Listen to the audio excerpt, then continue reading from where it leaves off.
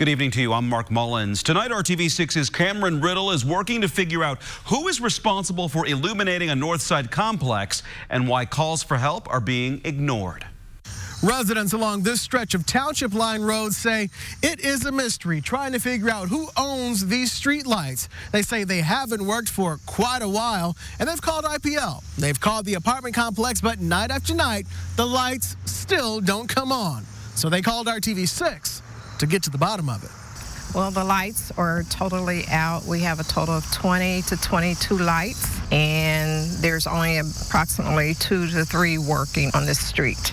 This RTV6 viewer didn't want her face shown for fear of retaliation from the company managing her apartment complex. She lives at Forest Ridge Apartments on the north side.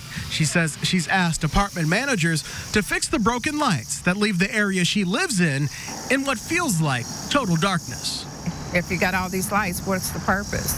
They're just standing there, not working. The street is so dark, sometimes you wouldn't even think an apartment complex was back here. She says the apartment complex told her to call IPL, and she did just that last winter and again earlier this year, but no one ever showed up. Now, every phone call to either office sends her on the runaround. I've reported it to IPL and to the rental office several times, and nobody seems to know who's responsible for the lights. Tonight, it is still unclear who's responsible for these lights.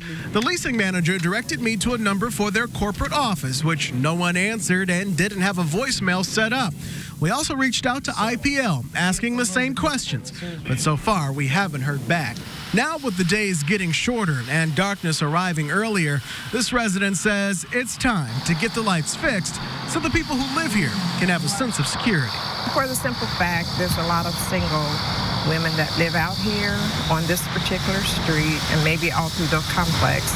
But I just feel it's just too dark, and it didn't used to be like that. Working for you in Indianapolis, Cameron Riddle, RTV6. Now, IPL does have information on its website about getting street lights fixed, but there's no information about determining whether a light is IPL's responsibility.